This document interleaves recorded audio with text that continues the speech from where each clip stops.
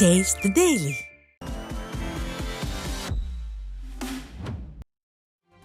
தூத்துக்குடியில் ஏடிஎம் இயந்திரத்தை உடைத்து கொள்ளை முயற்சி நடந்துள்ளதை அடுத்து காவல்துறையினரின் இரவு நேர ரோந்து குறித்து மக்கள் சந்தேகம் எழுப்பியுள்ளனர். தூத்துக்குடி புதிய துறைமுகம் அருகே உள்ள தனியார் ஏடிஎம் மையத்தில் நுழைந்த சுரேஷ்குமார் என்பவர் இயந்திரத்தை உடைத்து பணத்தை கொள்ளையடிக்க முயன்ற நிலையில் அது முடியாததால் ஆத்திரத்தில் மானிட்டரை உடைத்துவிட்டு தப்பி சென்றுள்ளார். ஸ்டாலின் அரசின் ஏவல் துறையினர் முறையாக ரோந்து மேற்கொள்வதில்லை என மக்கள் குற்றம் சாட்டினர். சென்னை கண்ணகி நகரில் உள்ள 196வது வார்டு அலுவலகம் மற்றும் மாமன்ற உறுப்பினர் அலுவலகத்தில் நாட்டு வெடிகுண்டு வீசிய 2 பேர் பிடிபட்டனர். கடந்த 10ஆம் தேதி நடந்த சம்பவம் தொடர்பாக சந்தோஷ் மற்றும் பார்த்திபன் ஆகியோர் விழுப்புரத்தில் பிடிபட்டனர். இவர்கள் மீது பல வழக்குகள் நிலுவையில் உள்ள நிலையில் நாட்டு வெடிகுண்டு வீசிய அன்று காரப்பாக்கத்தில் ஒருவரை இவர்கள் அரிவாளால் வெட்டியதும் தெரிய வந்தது. ஸ்டாலின் மாடல் அரசு தமிழகத்தை குற்றவாளிகளின் புகலிடமாக மாற்றியதே குற்ற சம்பவங்கள் அதிகரிக்க காரணம் என மக்கள் குற்றம் சாட்டுகின்றனர். தஞ்சாவூர் மாவட்டம் பட்டுக்கோட்டை அருகே ஆம்பாலப்பட்டு கண்டியன் தெரு பகுதி சாலைகள் குண்டும் குழியுமாக உள்ளதால் பொதுமக்கள் கடும் சிரமத்தை அனுபவித்து வருகின்றனர். ஆம்பாலப்பட்டு வடக்கு தெற்கு கண்டியன் தெரு உள்ளிட்ட பகுதி சாலைகள் குண்டும் குழியுமாக உள்ளதால் மாணவ மாணவிகள் மற்றும் வேலைக்கு செல்வோர் கடும் சிரமத்தை அனுபவித்து வருகின்றனர். இது குறித்து பலமுறை புகார் அளித்தும் ஸ்டாலின் மாடல் அரசு அதிகாரிகள் மெத்தன போக்குடன் இருப்பதாக கூறும் பொதுமக்கள் உடனடியாக சாலையை சீரமைக்க வேண்டும் என வலியுறுத்தினர். கல்லூரி பள்ளிகளுக்கு செல்லும் மாணவர்கள் மிகவும் அவதிப்படுகிறார்கள். இரவு நேரங்களில் +2 படிக்கிற மாணவர்கள் பஸ்ஸில் போயிட்டு வர்றாங்க. அவங்களுக்கு ஒரு சேஃப்டி இல்லாமல் இருக்குது. மழை காலங்களில் ரொம்ப மோசமடைந்த ஒரு நிலையில் இருக்குது. இந்த நிலை மாறணும். திருவள்ளூரில் பட்டப்பகலில் மூதாட்டியின் கழுத்தில் இருந்து தங்க நகை பறித்துச் செல்லப்பட்ட சம்பவம் அதிர்ச்சியை ஏற்படுத்தியுள்ளது.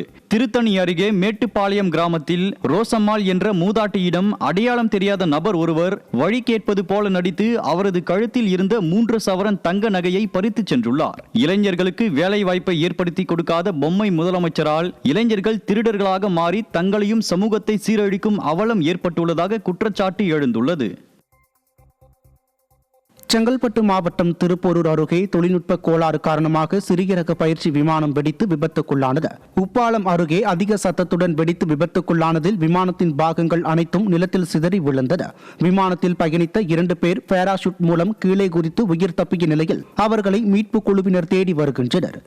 சேலம் பொன்னம்மாபேட்டையில் தனது வீட்டை திமுக பிரமுகர் உள்ளிட்ட 3 அபகரித்துள்ளதாக மூதாட்டி ஒருவர் மாநகர காவல் ஆணையரிடம் புகார் அளித்துள்ளார். தௌலத் பேகம் என்ற அந்த மூதாட்டி தனியாக இருப்பதை பயன்படுத்தி தன் வீட்டை அஷ்ரப் அலி என்பவர் காதர் பாஷா என்பவருக்கு போலி ஆவணம் மூலம் விற்றுள்ளதாக கூறினார். மேலும் அதற்கு SR அன்வர் என்ற திமுக பிரமுகர், ஜாமியா மசூதி மேலாளர் ஜான் பாஷா ஆகியோர் உடந்தை என்றும் இது குறித்து மாவட்ட ஆட்சியர் வரை புகார் அளித்தும் நடவடிக்கை எடுக்கவில்லை எனவும் சாடினார். 1 மாசமா அப்படிதான் அலையறாங்க. நாங்க ஏற்கனவே கலெக்டர் அன்னைக்கு நைட்டே பூட்டு போட்ட அன்னைக்கு நைட்டே கலெக்டர் ஆஃபீஸ்ல போய் பேசணுதுக்கு அடுத்த நாள் கலெக்டர் கிட்ட மனு தர சொன்னாங்க. மனு தரும்போது ப்ரூஃப் எல்லாம் வேணுங்கிறாங்க. எல்லாமே வீட்டில் தான் இருக்குது. வீட்டில் பார்த்தீங்கன்னா சமைச்ச சாப்பாடு எல்லாமே இந்நேரம் கெட்டு போயிருக்கும். ஒரு மாசமா அப்படியே கிடக்குது.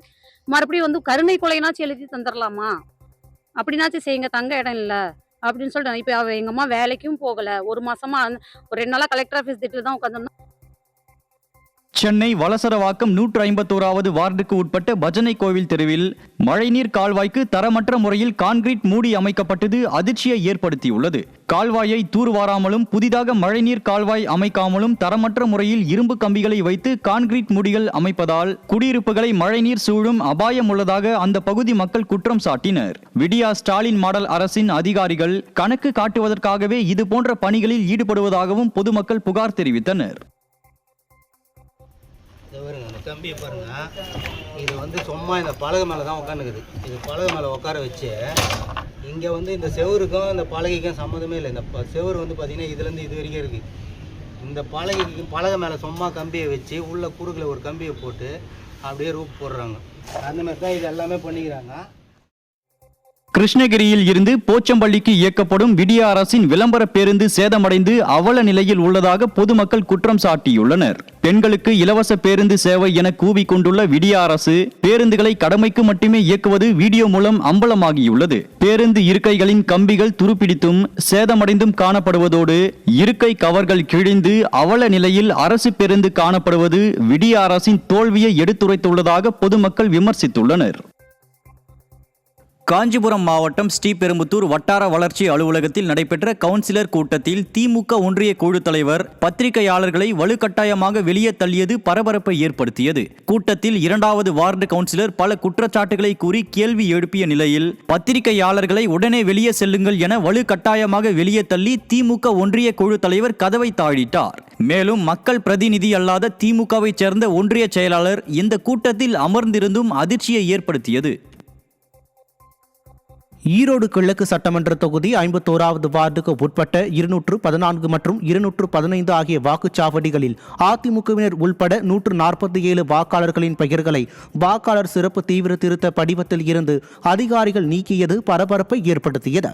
இதுகுறித்து அங்கு வந்த அதிமுக வாக்குச்சாவடி நிலைய முகவர்கள் கேள்வி எழுப்பிய போது அதிகாரிகள் மழுப்பலாக பதில் அளித்தனர். இதைத் தொடர்ந்து ஆத்திரமடைந்த பொதுமக்கள் இங்கிருப்போரை கேட்காமல் எப்படி எங்களை எஸ்ஐஆர் படிவத்தில் இருந்து நீக்க முடியும் என கேள்வி எழுப்பி விடியா ஸ்டாலின் அரசுக்கு ஆதரவாக செயல்பட்ட அதிகாரிகளுக்கு கொடுத்த சேர் டேபிள்களை எடுத்துச் சென்றது பரபரப்பை ஏற்படுத்தியது. இப்போ மொத்தம் 143 ஓட்டு பார்த்தீங்கன்னா 215 இருக்க ஓட்டு எல்லாமே எடுத்துட்டாங்க. அது கேட்டால் எங்கேயுமே கிடைக்கல, அது எங்கே இருக்காங்கன்னு தெரியலைங்கிறாங்க. எங்கள் பாட்டி தான் எங்கள் அம்மாவது இதை கையிலேயே வச்சுட்டு இருக்கிறேன். இதான் எங்கள் பாட்டி இங்கே இருக்கிறாங்க, எங்கள் அம்மா வீட்டில் இருக்கிறாங்க. வேணா அவங்களே வர சொல்கிறேன். ஓட்டு அப்போ ஒன்றைக்கு இது பண்ணி கொடுத்துருவாங்களா?